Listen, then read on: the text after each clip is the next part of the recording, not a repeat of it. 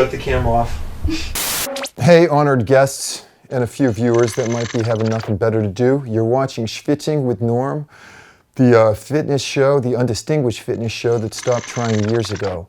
We're not out of the woods just yet, so we're going to be masking up for this show, but it's not all bad news. The pandemic has given me the opportunity to take up ventriloquism, and so meet Naum. Take it away, little buddy. On today's show, an interview with Olympian and First Lady of Fall River, Judi St.Hilaire. Dr. Aaron Santos helping us out with a Weird Lift of the Week demonstration. And our favorite hockey guru, Brian Off the Glass Note Pothier, teaching us a little bit about skate stride mechanics. So get your puke buckets ready for this one. Whoa, that's a little bit disrespectful. Hey, it's not my fault your show sucks.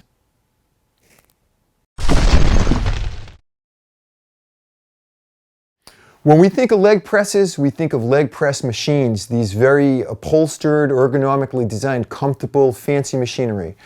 But the very early designs were these really bare bones, ugly, crudely homespun torture devices. And before any of this stuff was invented or available, the original physical culturists, being insane and motivated, did freestyle leg presses without the benefit of this modern day equipment. And so what they did was they would just balance a barbell on their feet and do it like this. And so we are going to reenact this psychotic, old-timey, insane movement for you as a Weird Lift of the Week. We have a very special guest in the house. This is Dr. Aaron Santos, noted physicist and estimation guru. He has a couple books that are just out now. This is his first one, How Many Licks? I believe that was about the adult film industry.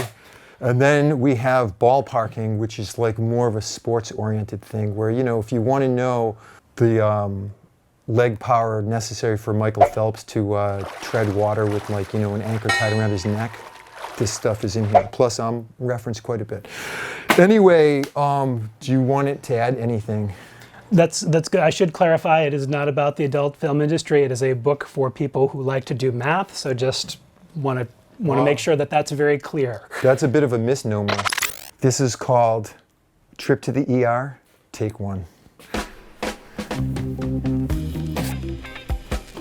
Against my hands. You good? Yep, we're good. Okay. Good job. We're good. Okay. Good.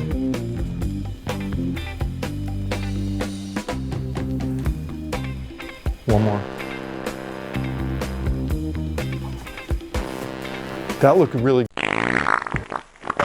Which is greater, the number of cheeseburger calories consumed by McDonald's customers each year or the number of calories in a nuclear bomb? The answer is some number that I can't really quite interpret. Those don't look like normal numbers, but in layperson terms, this means that McDonald's cheeseburgers eaten in 1 year are energetically equivalent to 70 nuclear bombs. That can't be good for you.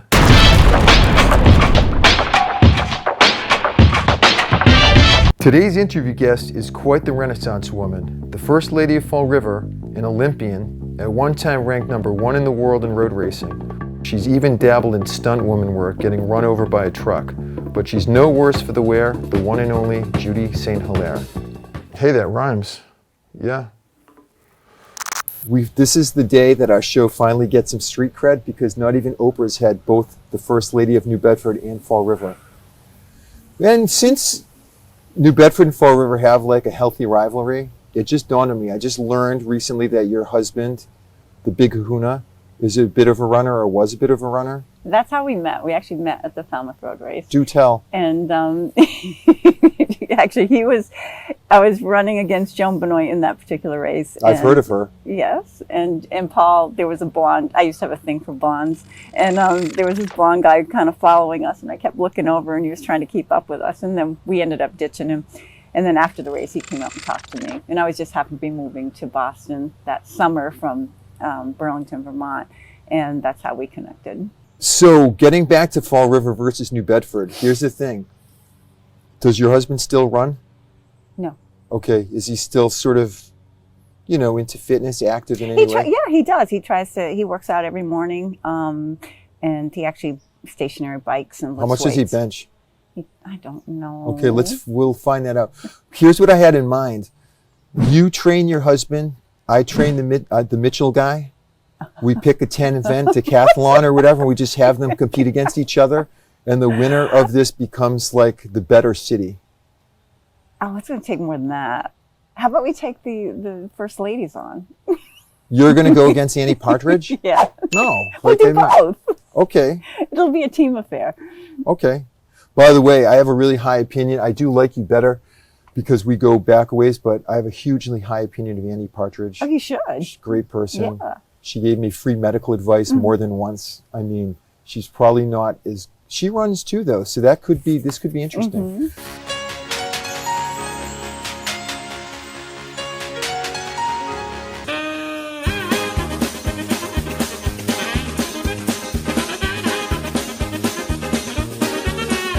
So for those of you that don't know, we're sitting in the presence of an Olympian. That was Barcelona. Right, What year was that? 1992. And what was your event in action? 10K. Okay. What's that in the imperial system of measure? What would that come out to? 6.2 miles. Wow. Okay, good.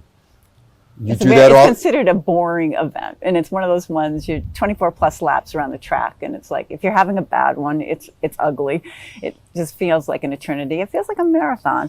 But I didn't run that many of them. I tried to only do 2 or 3 a year when I was getting ready for the Olympics, because it's just I think it's a tough event.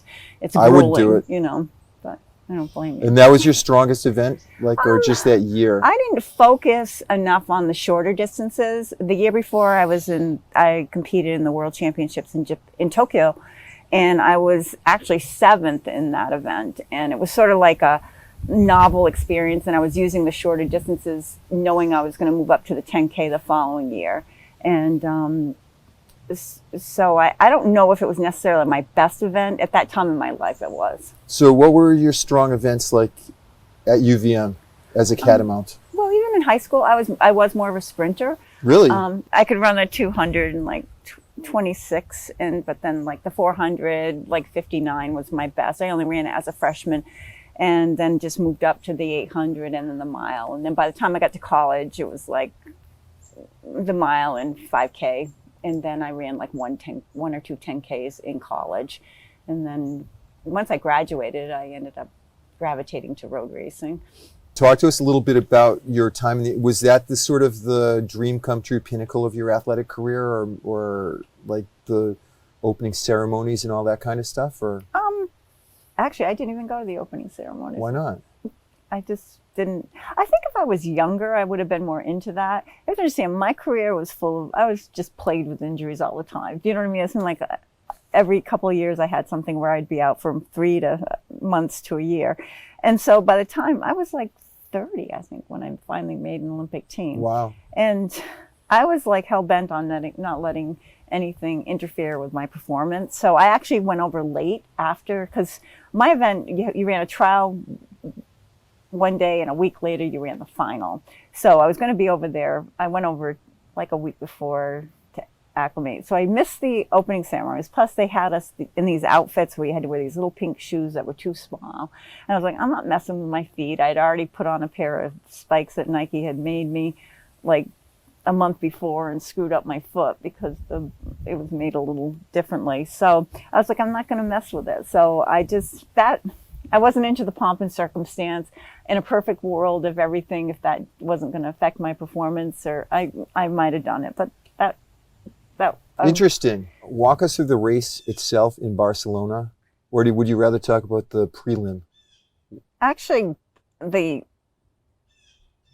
prelim I ran basically like it was the final, just to get into the final, because it was very competitive. Okay. So I ran a PR getting into to get to the final. I think I was awesome. One of the last qualifiers in our heat. And then it was really hot. I just remember it being really hot. And we had our trials in New Orleans, so it was even hotter there, I think. But it was warm. We ran in the evening, and just a funny thing, because when they let us out underneath, they have you underneath the stadium when they lead you out to the start of the race.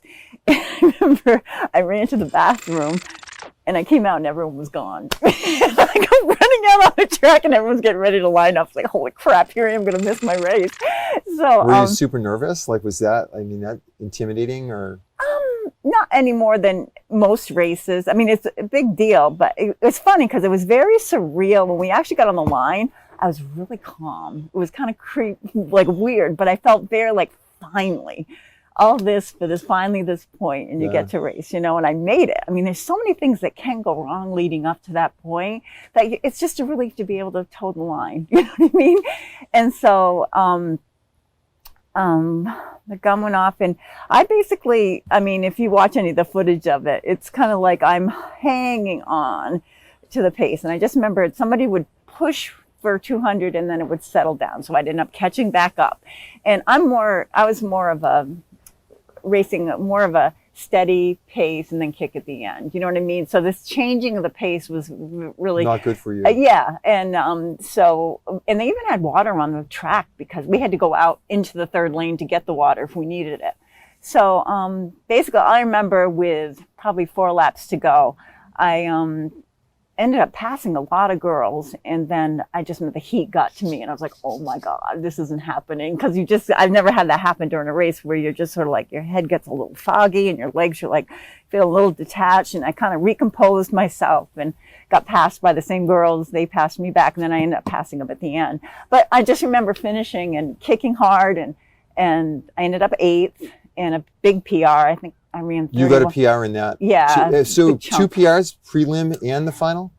Yeah. Wow, good for you. Yeah. So you I was can't like, do better than that. Like personally speaking, you can't. You have to be happy with your performance. I was very pleased, and I ran 31:37, and like I said, I took another half a minute off my PR. So I was thrilled. I mean, to be like, I think if you know, what's funny is I went to visit my mom. She was in the hospital, and afterwards, and she was one of the nurses yelled, so how did your daughter do in the Olympics? And my mother, she only placed 8th. It's like, but I understand because they don't understand the process of getting there and all the things. That's like Jewish mother territory really? Right there, man. Are we allowed to talk about personal stuff or not? Go for it. I'll tell you if you're going too far. Okay. So, for those of you that don't listen to NPR, I actually think I learned of your unpleasant experience, like on the radio, when I was driving home from Westport. Which unpleasant experience? I've had. You've had more than one? Well, I'm not talking about this one, because, obviously it's happening right now. Right.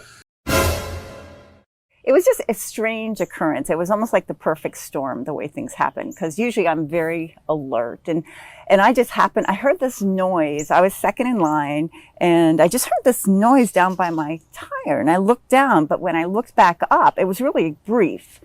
And I just found myself riding up the side of the guy in front of me. And my pedals, I was like, oh my God, I'm going to hook his pedal. And so I tried to veer off, but what was happening, he was braking, and I was looking at him, and I don't recall if I even hit my brakes. And I was like, oh boy, I'm going to be going down. So all I remember was, here we go. And I just tried to do it gracefully, and so that's the last I remember. I must have just slid down to my side. He ran into the car. It was a truck actually that cut in front of us. Yeah. And when I came to, I looked up, and all I could see was the undercarriage, a lot of metal. And I was like, so did you get like run over tire wise? Well, I did, but from the time I must have hit the ground, I was out, thank God. The body has a wonderful way of blocking out. I don't know if I went into shock or what happened, right. But when I woke up, I looked up and I realized I was under a truck, and I was trying to put the thought for a second. These together. Freaking birds. It's like being on a Hitchcock movie. Jeez. We had like a little bit of a bird attack. We apologize. So you like looked up, the body has a wonderful way of blacking out. Because I don't recall. I don't even know. I didn't have a concussion. When I went to move, I was like, I gotta get out of here. So I went to push myself, and I was just like, oh my God, my back just That's hurt. when the pain set in? Yeah, that's when I first felt anything. And I just thought I broke my back. I was like, oh my God, between my shoulder blades, it was just so painful. So I started to freak out, and I yelled for help. And some people finally, like, it was just quiet, just dead quiet. And finally people came over and somebody touched me, and a woman, I think I started to hyperventilate because I couldn't expand my ribs because I was getting upset. And I was just like, and she was just like, so nice. She was like, I'm not a nurse, but I can help you, and just stay calm and breathe. And I was like, okay, I got this. And that's pretty much, I kind of went in and out from that point because the ambulance came, and they must have given me something to get me on the the cot, because I don't recall that part. Were you wearing a Halloween costume that would obscure you? No. Which would lead to where you dressed as a witch in all black? No, I always try to wear bright colors, at least a bright colored top or something, so you get noticed. No, that's the smart thing. I thought you were like, riding yourself to a costume party dressed up as something I that would couldn't be prefer seen. that altogether. When the dust settled from you being like, oh man, I'm pretty racked with pain and broken, how long was it when you're like, all right, because we talked about this a little bit, where you're like, all right, here's like what I'm going to do, like pick yourself up by the bootstraps and be like, here's what's going on. Because I'd be so pissed and vindictive and bitter. I think I would throw in the towel. But tell us how you went. I don't know why that wasn't my reaction. I'm glad it wasn't. If anything, even from when I was laying in the emergency room, once my husband was there, I was relieved because I didn't know anybody there. And I kept my eyes closed the whole time. And I don't know if that was because I didn't want to know the reality of the situation. But honestly, once my husband was there, I was like, everything's going to be okay. I'm going to be fine. I can get through this. And I think I've had so many injuries through my career that I've had to start from ground one to with rehab, and I pretty much know the ropes. And it was like, but I didn't know the extent of my injuries. And finally, when I knew them, I was like, well, bones heal. I just hope it doesn't prevent me from, there's functional pain, and then there's pain that limits you to the point where you can't function properly. So the pain that I do have, it's all functional. I can pretty much do anything, most everything. But I do find the breathing part, my ribs don't expand as much as they used to. So I do get in trouble if I go out too fast, too early, like in biking and stuff, even running. It's like I almost feel this hyperventilating type thing happening, and I just feel horrible. And it took me a while to learn, like trying to do exercises to expand, because my ribs are probably shorter than they used to be. So my rib cage can't expand like it used to. But as far as getting back into fitness and stuff, it wasn't, I gotta say, within a week, I was like, I'm not somebody who's just going to sit around and get healthy. And you did something physical a week later after that accident? I think it was like a week to 10 days. Wow, that's insane. On a recumbent bike, and people make fun of me like, oh, why would you bother? And I used to feel that way about recumbent biking. I was like, I went, and it was in, a stationary indoor one, and it was actually perfect for me because I could just sit there, and my ribs didn't move, and it was just my legs moving. And people didn't cut you slack? You're saying your biking friends gave you a hard time? Well, you were all like... No, after the fact. Like, some of them would be like, I'd rather sit on the couch and eat Doritos than get on a recumbent, like it's poo-pooing recumbent biking. Do you know who said that to you? Yeah. Hey, whoever is the person that said that you're a jerk. So when you were sort of on the comeback trail, besides, baby steps, recumbent bike, doing what you could do, what are some of the, again, you had surgeries, yes? Well, they had to repair both collarbones. So they plated them with screws, and these are still in. So that there isn't, a lot of it is, as far as exercise, I felt like I just had to keep moving. So I'd go for walks, but then the walks, I had to just stop doing that because the pain between my shoulder blades, where most of the ribs were broken, it was just unbearable. I was like, this is miserable. I'm not going to do this. So that's why I stuck to the recumbent biking. And as far as, I really couldn't do much because this collarbone, even with the plate, was not healing. And on this one, they put a matrix in to kind of put the whole thing back together. When I started running, I hadn't even started PT, so I started running before PT? PT, the only thing I needed PT for was my shoulder. It's still impressive. Well, I don't know. All right, fine, it's not impressive. Continue. And so, I slowly built on my running, and I've done that so many times, I knew what I had to do. And when I in the basement, I have my trainer, my bike trainer. So I was actually, when I first got on it in January, I just sat up straight and just biked. And I was like, well, this is killing me. And so I set up a roll, and I used the aero bars, and I could lean down into it. But I couldn't lean so far, and I couldn't put my hands on and put so much pressure on this because it wasn't healed. So this was limiting me in what I could do.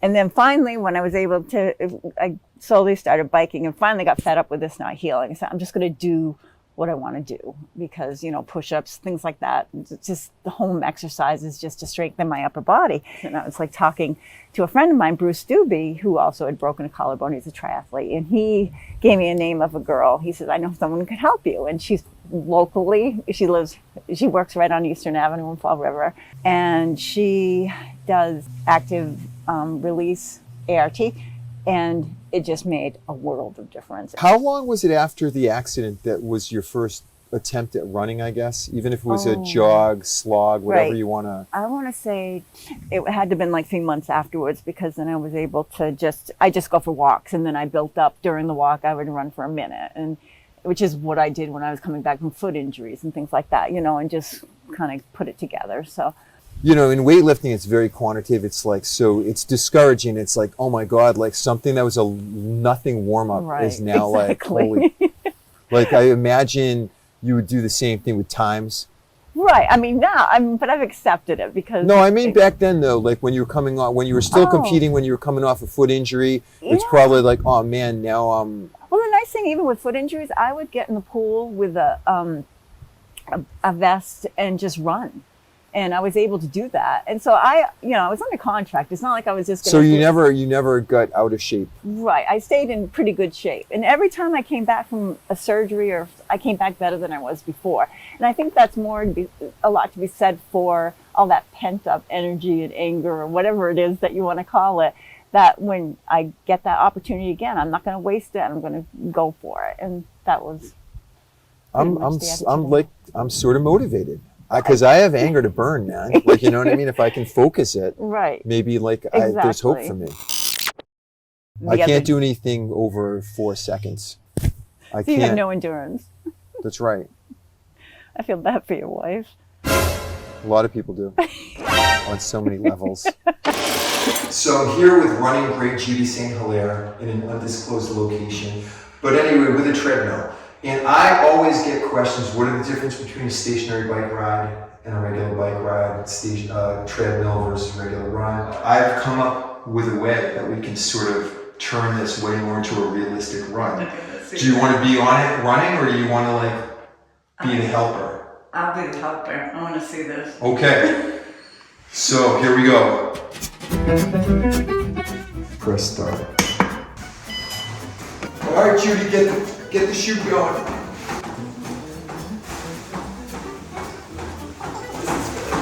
This is so stupid.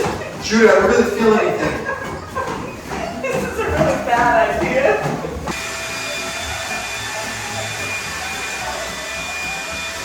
Hey Norm, thanks for having me on your show.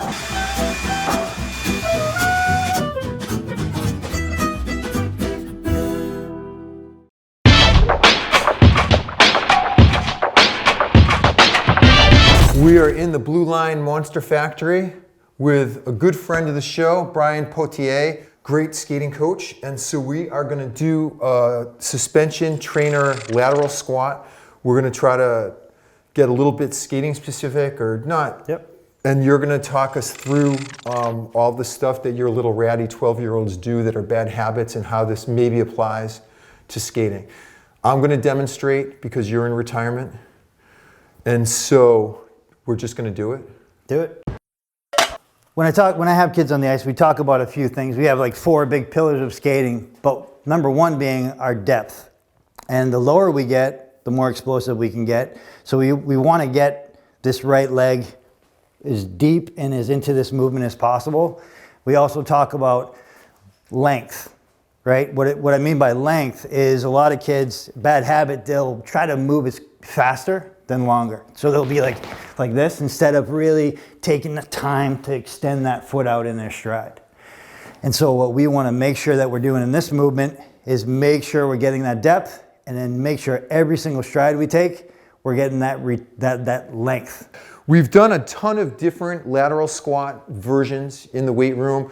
This came to me by, we had Marty Geyer, that's a free plug for him, ski coach in the gym a couple of years ago. He introduced me to this. I like this version better than the yoga balls and all the other stuff. So I'm gonna go here.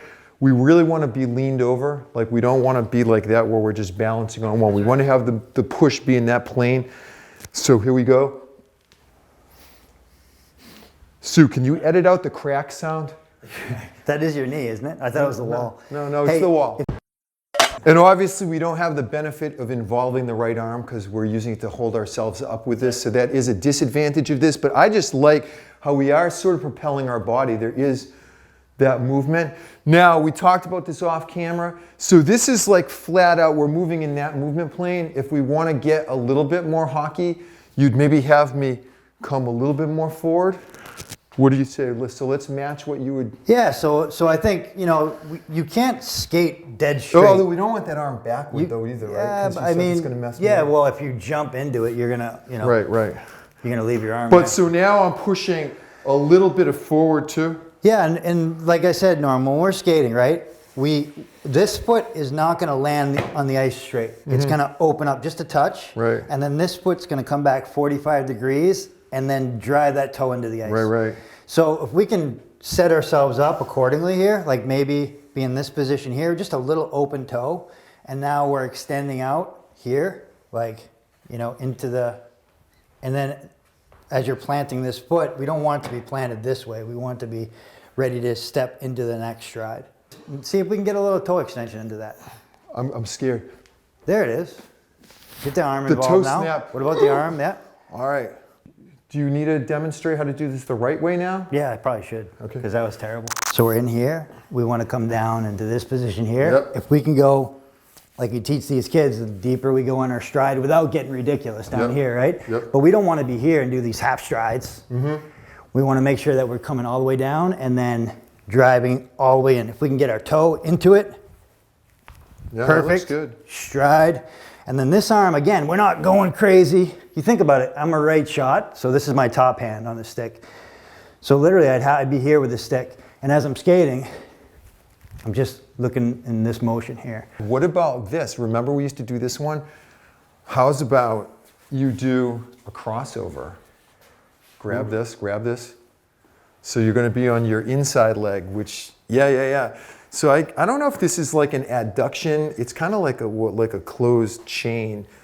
But what do you think about that? That is a hard one to do in the weight room, but there you go. Yeah. You're so creative, Norm. Very creative. That's why you're the best, buddy.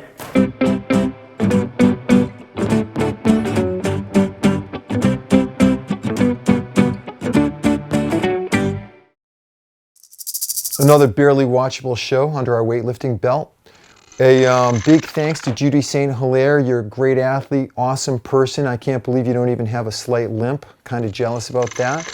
Big thanks to Aaron Santos for being the only one stupid enough to sign on for that ridiculous leg press. And Pothier, you're the best. Thank you. As always, good luck with the new choppers next week.